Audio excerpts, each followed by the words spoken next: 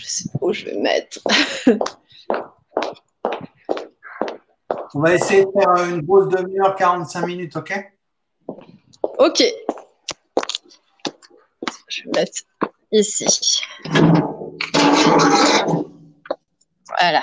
On est en train de s'installer, mais on est en direct. Salut à tous. Il y a déjà un petit peu de monde qui attendait. On a un peu de retard comme d'habitude. À chaque fois, on a du retard, Linda, donc t'inquiète pas.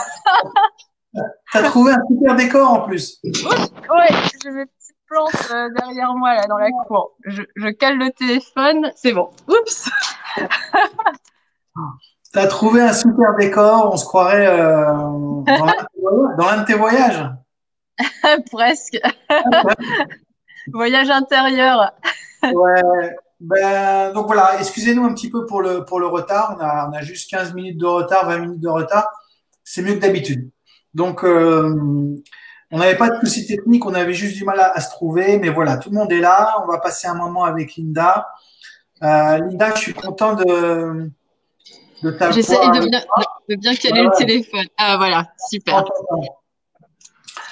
Je suis content de t'avoir avec nous. Bah, moi aussi, merci beaucoup Alain de m'avoir invité. Hein. C'est un grand plaisir. On s'était au téléphone, mais voilà, on s'était jamais vu. Il y a une première étape, hein, vision virtuelle. La prochaine, ce sera pour de bon.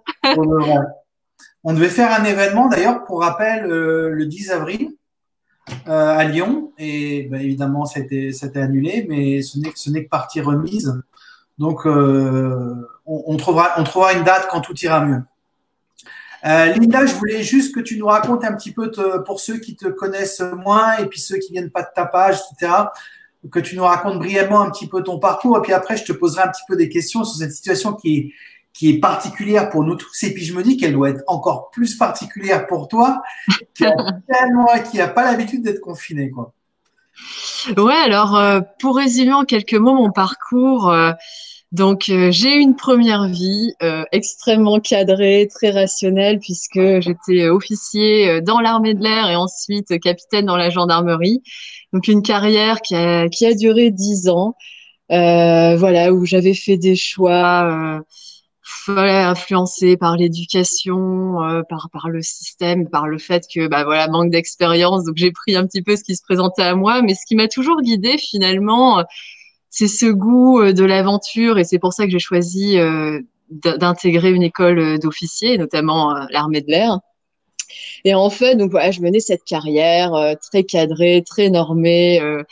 Et plus ça allait, plus je me mettais bah, les fameuses œillères de la société sans trop me poser de questions, en refoulant mes émotions, surtout quand j'étais officier dans la gendarmerie. Ouais, c'est un métier très compliqué où on est confronté à la violence de la société. Donc du coup, on refoule les émotions hein, pour pas les exprimer et c'est un effet pervers par rapport à sa propre vie personnelle où à un moment donné, en fait, moi, je me posais plus de questions par rapport à ma vie, par rapport à qui j'étais, etc. Et en fait, le déclic que j'ai eu, c'est quand j'ai eu 28 ans, donc mon père est mort. Et là, tout d'un coup, bah, confrontée à la mort, bah, ça m'a renvoyé ce qu'était la vie et que la vie, bah, du jour au lendemain, elle pouvait disparaître, que la vie était fragile et que derrière ça, la vie était précieuse. Et à un moment donné, en fait, je me suis demandé, ben, quelle est cette femme que je suis devenue, quelle est cette vie que je mène. Et tout d'un coup, j'ai eu cette sensation d'être devenue complètement étrangère à ce que j'étais. Et en gros, je me suis dit, mais qu'est-ce que je fous là? Je veux dire, cette femme, c'est très bien, cette carrière, c'est très bien, ce confort social de vie que j'avais, c'était très bien, mais sauf que c'était pas moi. Et j'étais mariée en plus à l'époque.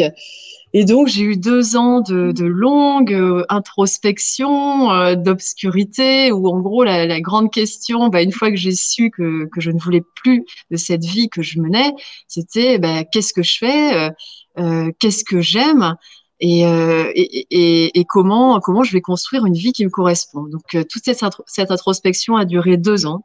Ça a été compliqué, il y a eu beaucoup de souffrance parce qu'en parallèle, j'avais aussi à digérer bah, la mort de mon père. Et en fait, bah, petit à petit, je me suis ouvert à mes émotions. Donc, j'ai renoué avec mes émotions, j'ai renoué avec la spiritualité aussi, la philosophie. Je me suis remise à lire, chose que je ne faisais plus pendant des années. Et puis, à un moment, je me suis recentrée sur quelque chose qui m'a toujours guidée, c'était les voyages. Et donc, à 30 ans, j'ai tout quitté. j'ai démissionné, j'ai divorcé, et j'ai commencé à voyager. Et donc, c'est ce que je fais aujourd'hui depuis 8 ans. Donc ça m'a guidée dans différentes régions du monde, en Sibérie, en Alaska, dans l'Himalaya, au Moyen-Orient, en Israël, en Cisjordanie, en Turquie et plus récemment dans la cordillère des Andes.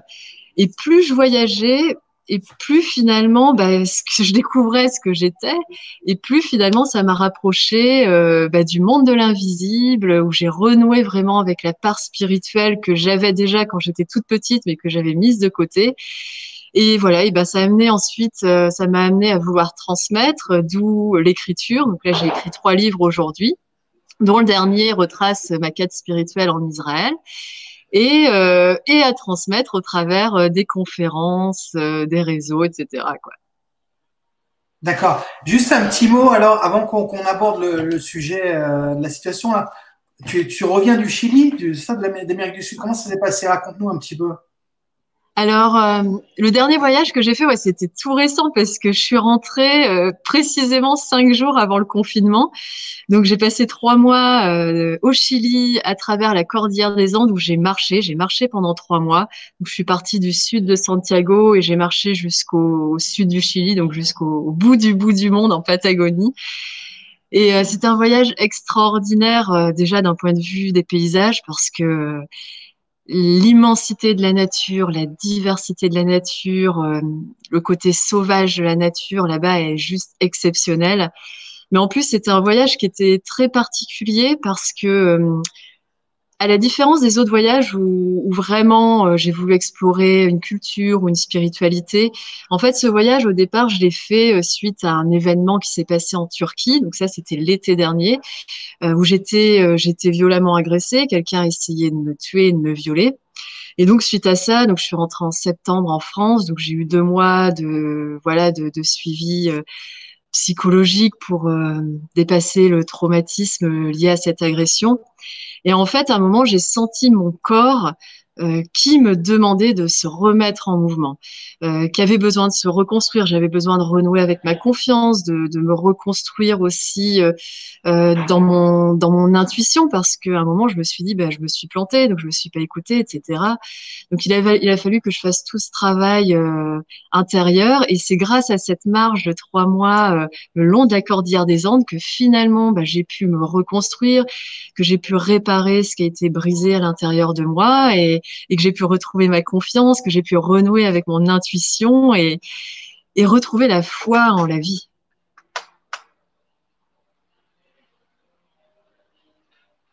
Allô, Alain? Et tu es rentré quand? Ah, je suis rentrée 5 jours avant le confinement. Donc, je suis rentrée j'ai plus la notion des dates. Enfin, je crois que ça, c'est une des conséquences, on perd la notion des dates, mais j'ai dû rentrer le 10 ou le 11 mars. Donc, mon retour était prévu, hein. J'ai pas avancé mon retour et en fait, un peu comme tout le monde, j'étais surprise par l'ampleur que prenait la pandémie du coronavirus et puis derrière toutes les mesures de confinement. Et du coup, je me suis retrouvée ici à Paris où mon appartement est juste derrière et voilà. Comment ça se passe alors de passer d'un extrême à l'autre, d'une totale liberté? Parce que il faut préciser que ces voyages que tu fais, c'est vraiment des aventures extrêmes. Je veux dire, à pied, tu traverses des pays, des continents Mm. entiers à pied, sac à dos, en dormant en pleine nature à la belle étoile pendant des mois. Et Ouais. quand on passe de ça, qui est une aventure, j'imagine, incroyable, à un confinement, quoi, dans un appart. Ça a été compliqué, mais comme tout le monde au départ, il y a eu une sorte d'angoisse parce que déjà par rapport avant même cette notion de confinement, il y a eu comment aborder le virus en fait, le fait qu'il était beaucoup plus dangereux que ce qu'on pensait, le fait qu'il puisse être dangereux pour nous-mêmes et qu'on puisse être porteur et du coup devenir un danger pour les autres, pour nos proches, etc. Et puis pour autrui hein, de façon générale. Donc il y a eu cette angoisse de voir un petit peu ces questions-là, même si je les connais, ayant été moi-même confrontée à la mort à différentes reprises. Bon, tout d'un coup, ça revient à la surface de notre conscience. Donc, voilà, il y a eu une semaine assez compliquée et puis effectivement se retrouver en plus en étant à Paris, voilà, dans un appartement 40 mètres carrés où j'ai pas de balcon. Alors là, je suis dans la cour de l'immeuble, mais voilà, ça me permet de prendre un petit peu l'air pour cet échange. Donc il y a eu ouais cette angoisse et cette réadaptation, mais après.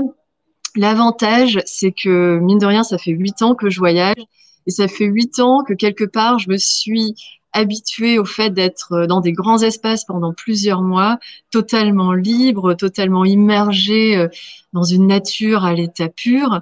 Et puis tout d'un coup, rentrer dans un cadre un peu plus conforme, au sens symbolique, mais au sens physique aussi, dans un appartement, parce que bah, professionnellement aussi, c'est le choix que j'ai fait. Donc du coup, quelque part, pour moi, l'adaptation, elle a été assez facile, en fait, assez rapide. Mais l'autre point aussi, ce qui m'a beaucoup aidé pour faire face à ce confinement, bah, finalement, c'est toute la sagesse que j'ai acquise durant les dernières années en ayant justement été confrontée à des événements compliqués et en ayant été confrontée à la mort, en ayant été confrontée à la perte de proches, à la violence, des choses très difficiles. Ben, j'ai appris que enfin, le meilleur enseignement de toutes ces expériences, c'est l'acceptation. C'est qu'à un moment, ben, j'ai compris qu'on ne maîtrisait pas tout. Je ne maîtrisais pas tout, loin de là, dans ma vie, et que c'était une des caractéristiques de la vie, que la vie est imprévisible. Et le meilleur moyen de faire face à ça, c'est d'accepter, en fait. Et donc, en ayant un peu cette base en moi, c'est-à-dire cette capacité d'acceptation et derrière la volonté bah, d'en tirer des enseignements, et je pense qu'on va en parler tout à l'heure, bah, ça m'a beaucoup aidé à faire face à cette situation de confinement. Alors, euh, toi, je te remets en plein écran. Euh, Justement, alors ce confinement, et c'est un petit peu la question qu'on pose à tout le monde, on a un petit peu, alors bien sûr, je tiens à souligner à chaque fois qu'il y a des gens qui vivent cette situation difficilement. Il y a d'abord il y a tous ceux qui sont au combat, au front, les soignants qui vivent un quotidien super difficile. Donc à chaque fois on pense à eux. Euh, et puis il y a ceux qui vivent le confinement dans des conditions physiques compliquées parce que vraiment confinés dans des espaces à plusieurs, donc ça c'est pas facile. Et Oui, puis il y a des fois on se pose on se demande si c'est pas une opportunité, une aubaine pour se recentrer, pour retrouver des choses, pour repartir, pour redémarrer un peu quelque chose dans sa vie. Euh, Après, on parlera de l'après, si un après il y a. Mais est-ce que, voilà, oui, parce qu'on a, il y a toujours un après. oui, il y a un après, si tu veux, là, on a une magnifique illustration du fait qu'il y a pas de futur concret pour l'instant. Et Mhm. voilà. Alors donc, comment tirer profit, je dirais, de cette période? Et puis la question qui revient en permanence, c'est comment dépasser la peur de l'inconnu, la peur de la mort, la peur de voilà, la peur du futur, etc. Comment tu vois ça, toi? Parce que c'est vraiment quand même euh, plus ça avance, moi, plus je trouve que c'est quand même une aubaine pour nous qui avons la chance d'être confinés dans des conditions plutôt confortables et de pas être sous pression du quotidien, de pouvoir repenser un petit peu l'existence, quoi. Ouais, je suis totalement d'accord avec toi. C'est que une fois qu'on a réussi à surmonter donc cette première vague d'angoisse et qui est simplement liée bah, au fait on est confronté à l'incertitude et on nous projette aussi cette possibilité bah, de mourir en fait, hein, que ce soit vis-à-vis de nous-mêmes ou vis-à-vis des proches. Donc une fois qu'on a dépassé ce stade-là et comme j'ai dit tout à l'heure, qu'on est dans l'acceptation de la situation, effectivement, moi, ce que je ressens, hein, c'est plus de ressenti qu'une analyse de la situation, c'est que ça devient une formidable opportunité de se recentrer déjà sur soi, parce qu'on voit que on a du temps qui se libère.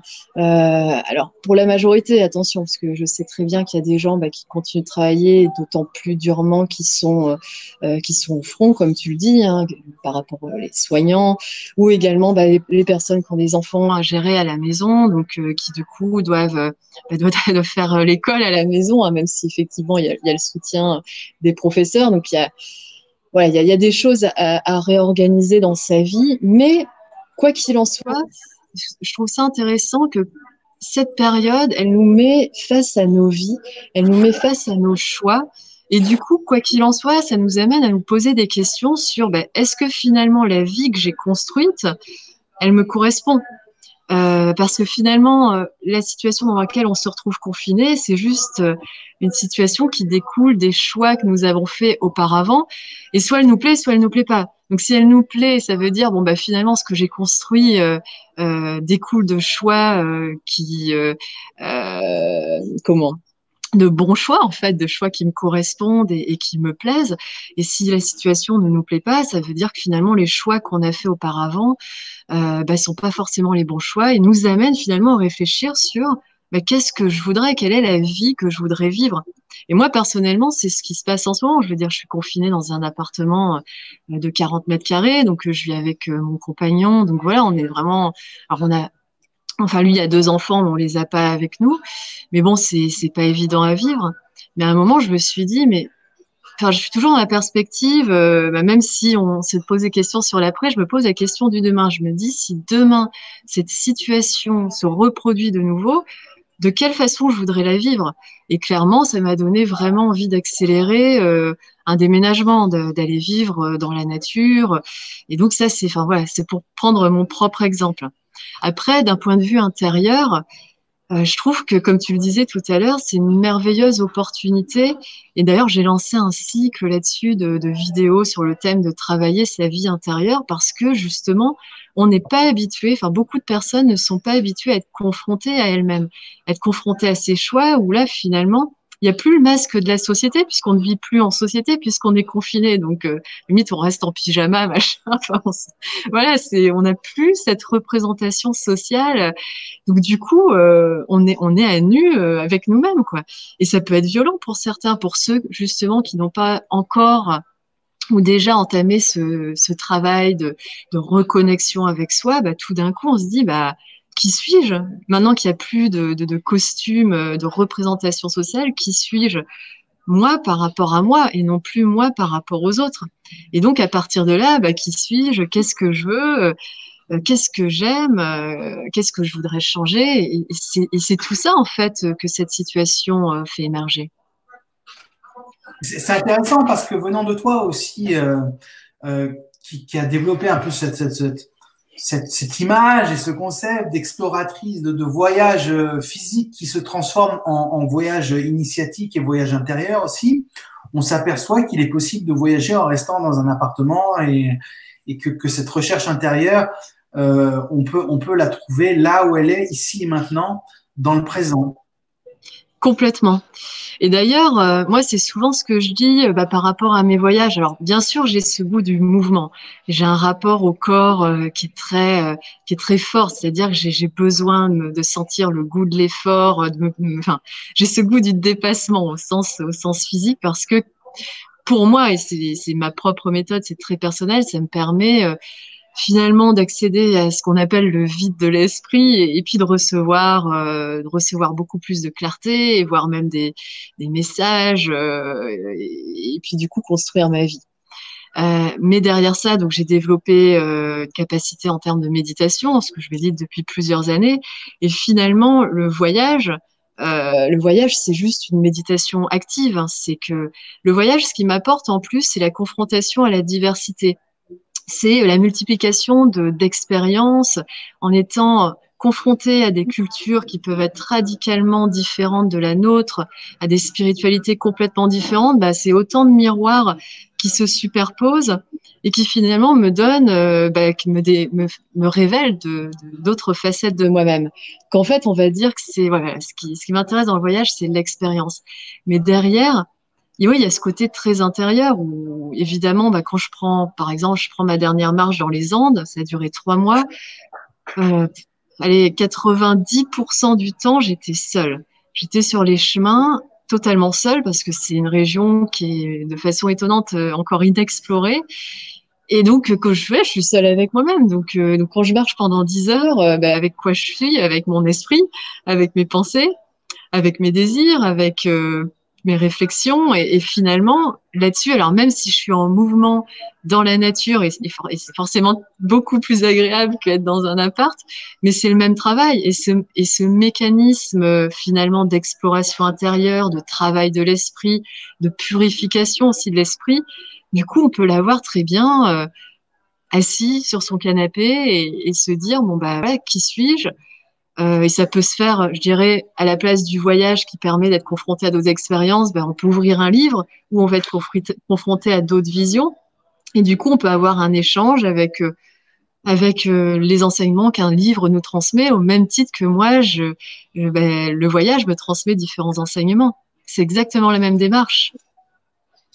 Alors justement, à propos de ce retour intérieur et ce retour dans ces conditions, il y a aussi une gestion des émotions avec d'abord avec les autres, enfin avec le peu d'autres qui restent, c'est-à-dire ses proches.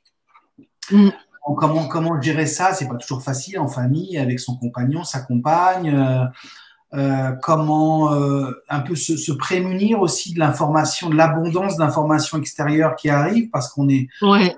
on se laisse faire, on est submergé par le nombre de morts tous les jours et toutes ces infos qui font que je crois qu'il faut mettre des limites aussi à ce que les médias nous apportent. Et puis justement, il y a une sorte de paradoxe, c'est à la fois il y a un besoin et une nécessité de se recentrer, de se retourner vers soi, et en même Mm. temps, on est dans une hyper connexion et une hyper information permanente toute la journée, si on se laisse Ouais. faire et si on met pas de limites. Et ça crée un déséquilibre qui peut être inquiétant. Ouais, complètement. C'est bah, ce problème-là que tu évoques de surinformation. Alors, on l'a de façon générale, hein, et Ouais, ça fait des années, voire des siècles que ça dure, hein. Même avant, il y avait pas les réseaux, il y avait la télé. Et avant qu'il y ait la télé, il y avait les journaux. Et ça a toujours été anxiogène, quoi, parce que voilà, quelque part, je pense voilà, on veut nous faire peur et la peur maintient, enfin, voilà, maintient le contrôle et du coup, c'est ce qu'ils veulent, hein, quelque part. Ce que le système, hein, veut.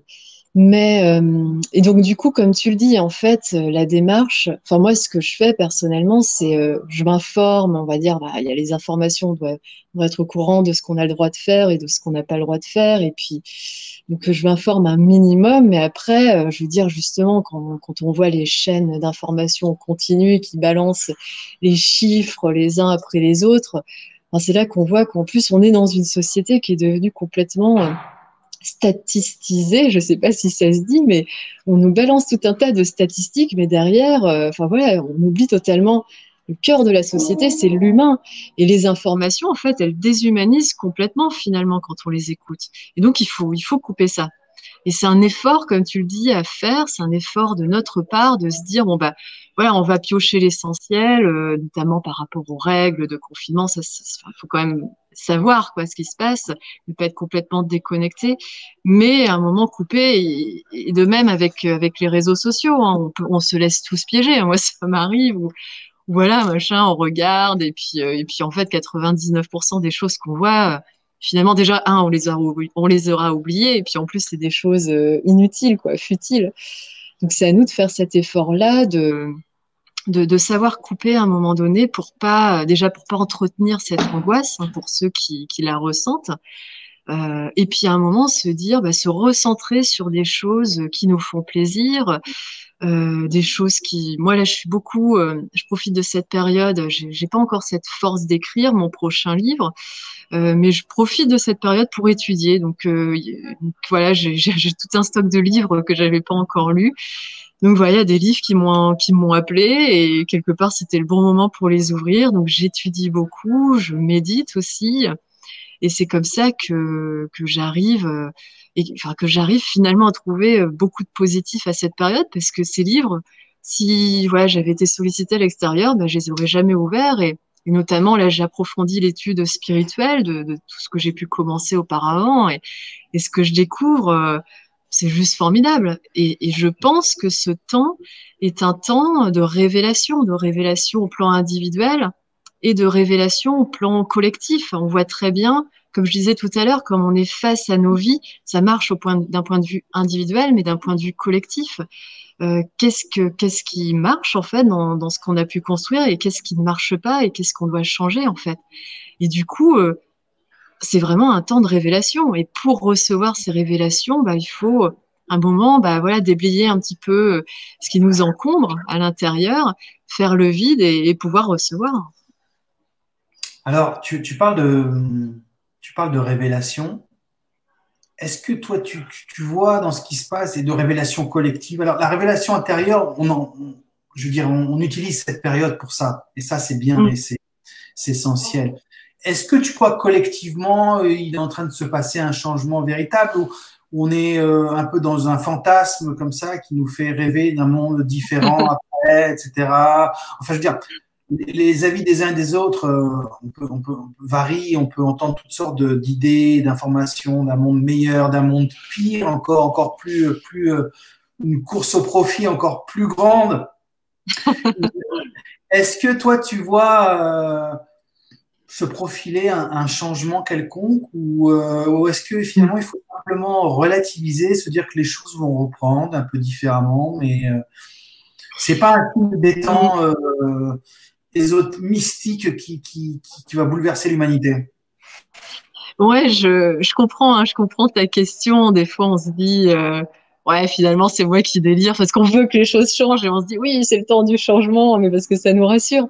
Mais Est-ce que, après, je te coupe, mais est-ce que la plus grande peur, en fait, c'est pas la peur qu'il se passe rien de différent après? ouais, ça, je pense. Et d'ailleurs, j'avais posé la question là dans ma communauté par rapport à la peur de l'après-confinement et un des commentaires qui est le plus revenu, c'était ça, c'est la peur que ça ne change pas après, que finalement toute cette période, comme tu dis, finalement, bon bah, enfin, l'humain est tellement aveuglé et anesthésié que oui, on se dit ça là, le temps d'un ou deux mois pour se rassurer, mais finalement tout le monde va retourner dans son train-train quotidien, y compris nos chers dirigeants, et finalement tout va recommencer comme avant.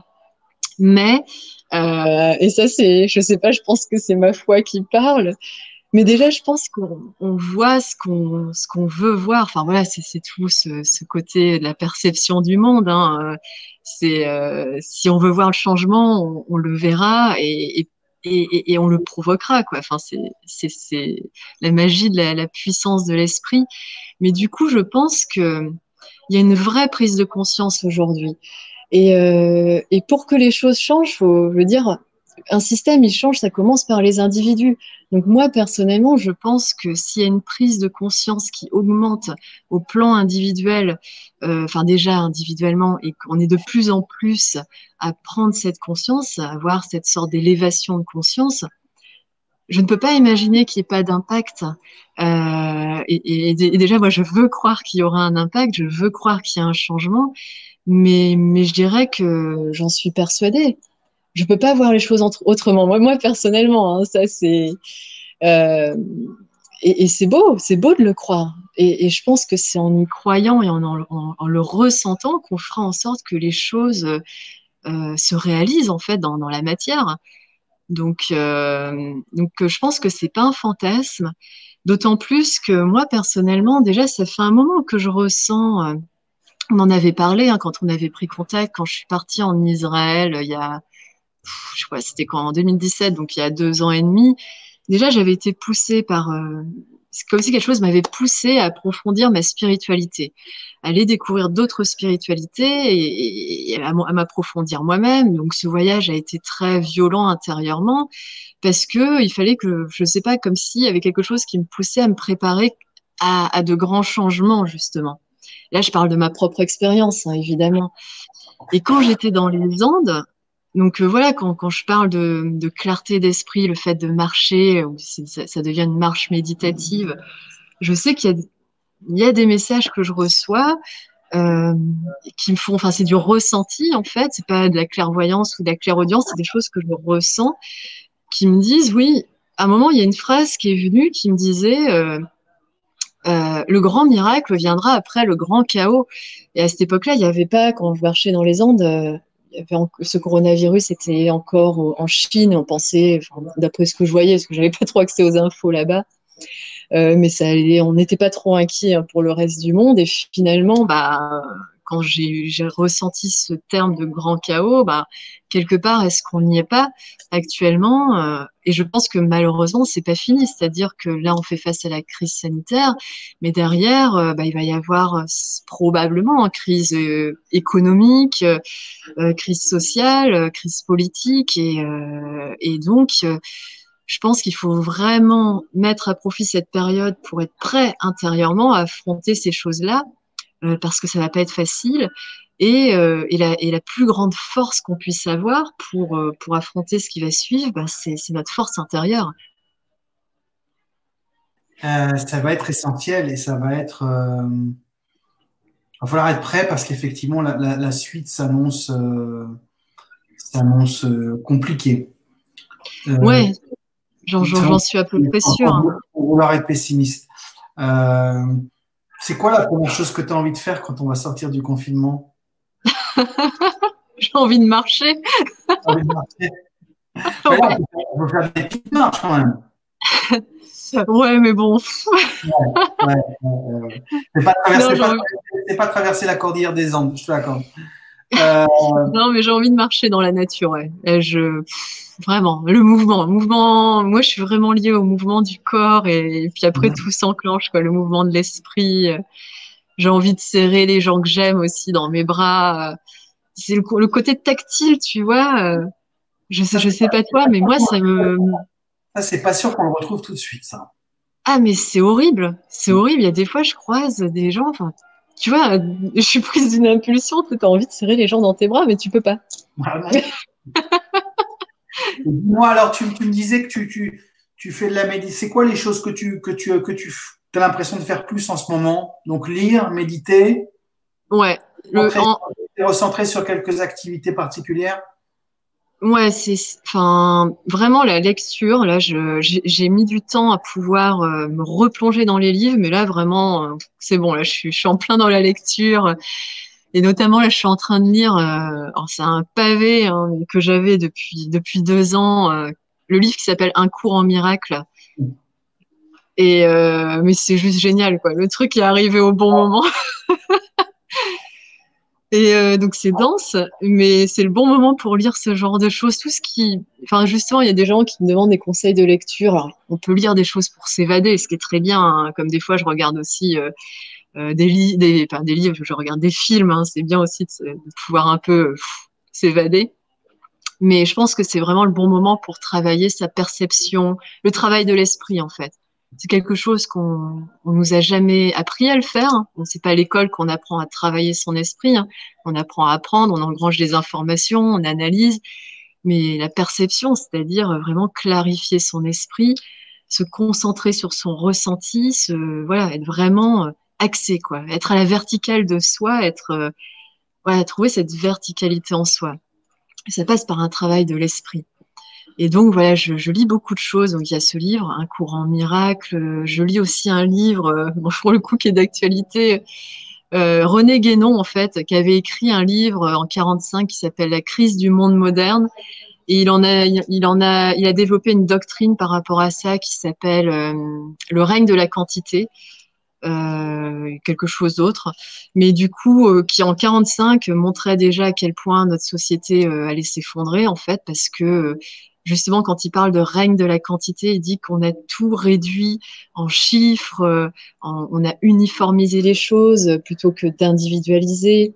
Et en fait, voilà, on est devenu, on prend l'exemple par exemple de l'industrie où il n'y a pas de rôle individuel, quoi. Chacun est devenu une machine en fait, et c'est le système qui a mis ça en place pour pouvoir contrôler.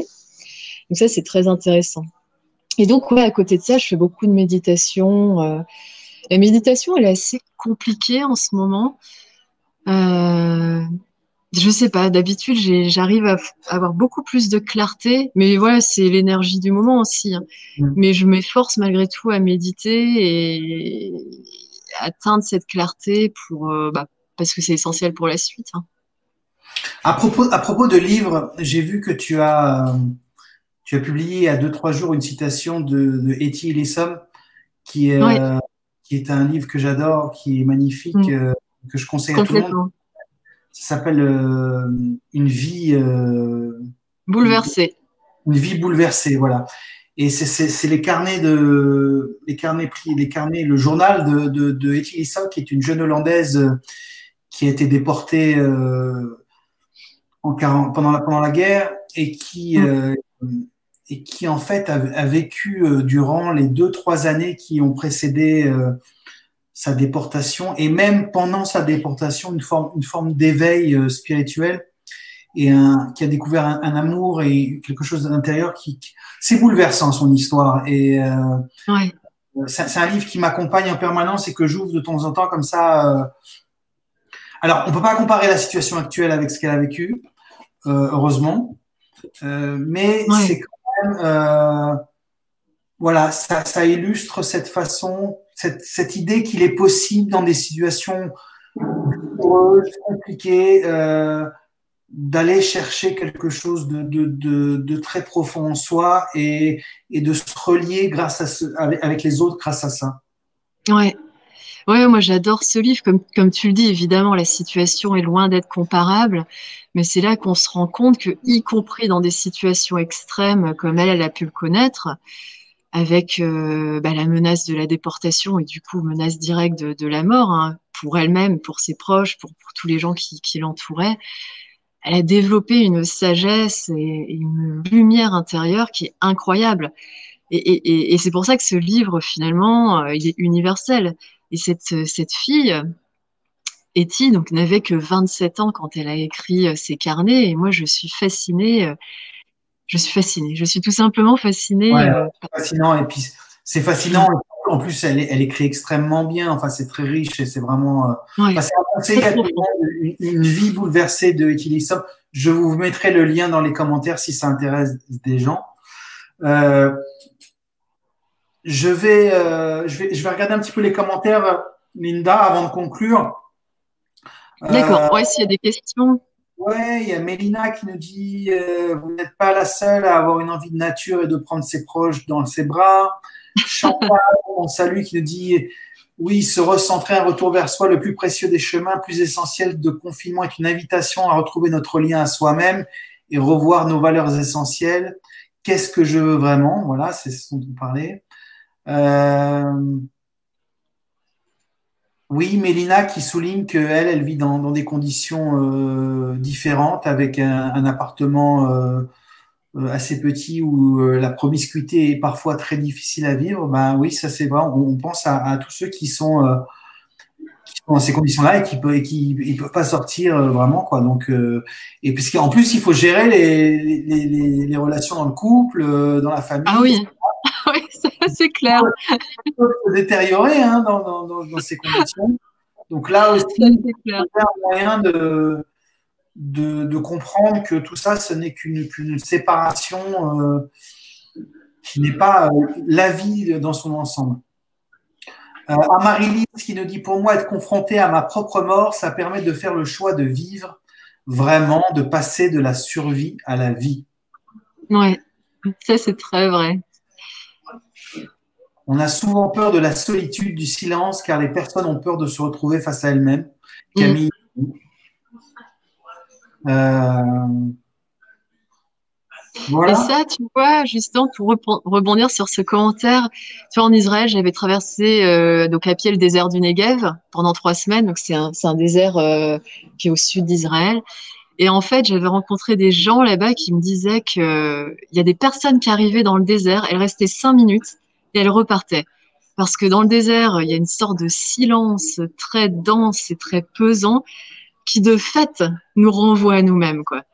l'expérience du désert, et c'est pour ça qu'on la retrouve hein, dans les écrits sacrés, dans la Bible, parce que l'expérience du désert, elle est intense hein, et elle est différente que moi qui ai traversé aussi des montagnes, ça n'a rien à voir.